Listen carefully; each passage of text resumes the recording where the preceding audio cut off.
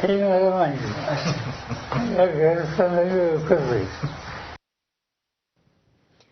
तर यानंतर आपण बुलेटिनमध्ये काही महत्त्वाच्या बातम्यांचा आढावा घेणार आहोत। राज्याचे उपमुख्यमंत्री अजित पवार यांच्या अकाली निधनानंतर त्यांच्या पत्नी सुनेत्रा पवार राज्याच्या उपमुख्यमंत्रीपदी विराजमान होणार आहेत। अजित पवारांच्या पत्नी सुनेत्रा पवार आज उपमुख्यमंत्री पदाची शपथ घेतील। आज संध्याकाळी 5 वाजता सुनेत्रा पवारांचा शपथविधी होणार आहे। मात्र शपथविधीला रवाना होण्याआधी सुनेत्रा पवारांनी कुटुंबातल्या कोणाशीही संवाद न साधताच बारामती सोडले। सुनेत्रा पवारांच्या संभाव्य नेता निवडीतही शरद पवारांना दूर ठेवल्याची चर्चा आहे। त्यामुळे राष्ट्रवादीच्या विलिनीकरणाच्या चर्चेमध्ये सध्या खंड पडल्याचं बोललं जात आहे।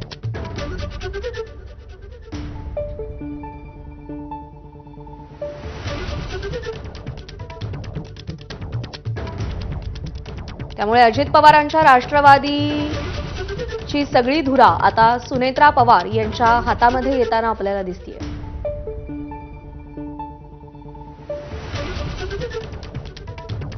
अजित पवारांच्या राष्ट्रवादीत आता सुनेत्रा युग सुरू होत आहे। दरम्यान सुनेत्रा पवार यांनी बारामती सोडलंय आणि आता त्या मुंबईमध्ये आलेल्या आहेत।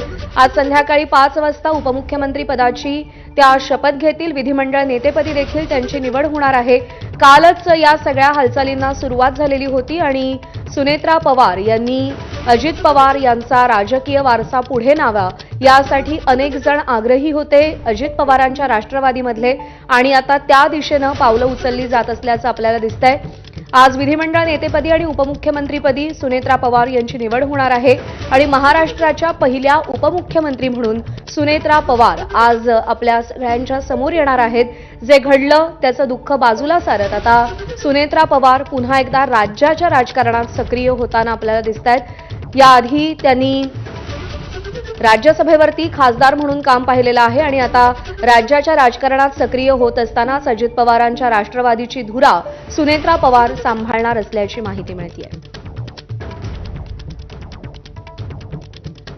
दरम्यान काही वेळापूर्वी शरद पवारांनी पत्रकार परिषद घेतली। त्या पत्रकार परिषदेत शरद पवार काय बोलले पाहूया।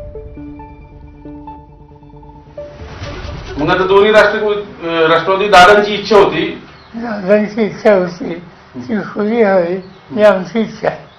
पण आता त्यांची दिसत नाही हे सगळं झालंय त्याच्यावरनं असं असं काही सांगता येत नाही, एकदम सांगता येत। साहेब आज शपथविधी होत आहे। शपथविधीला पवार कुटुंबियांपैकी कोण कोण असणार माहिती आहे तुमच्या वर्षांपासून बाकी आम्हाला माहिती आहे। साहेब आपण उपस्थित राहणार अशी बातम्या येत आहे। कसं विचित्र आहे, आपण जाणार नाही काही माहितीच नाही। आधी आहे का हे माहिती आमच्या खर्चात आणि अजितदादांच्या खर्चावर एकत्र काम करण्याची प्रक्रिया सुरू करावी यासाठी एक होत होता। 3 मीटिंग झाली आणि निर्णय आत्ता जाहीर करायचा होता 12 तारखेला आणि ही तारीख आधीची दिलेली होती।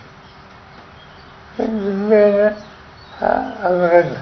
मुद्दा असा आहे दोन्ही राष्ट्रवादी एकत्र यावं याच्यावर गेली 4 महिने पक्षात चर्चा चालू होती आणि ती चर्चा त्याचं नेतृत्व अजित पवार जयंत पाटील यांच्याकडे होतं। सगळं डिस्कशन या लोकांनी केले। दुर्दैवानं या अपघातामुळे याला खंड पडेल असं चित्र दिसतं। नरेश अग्रवाल आले सुप्रियाताई बी त्या नरेश अग्रवाल कोण हे मला माहिती या गैरसमज होईल।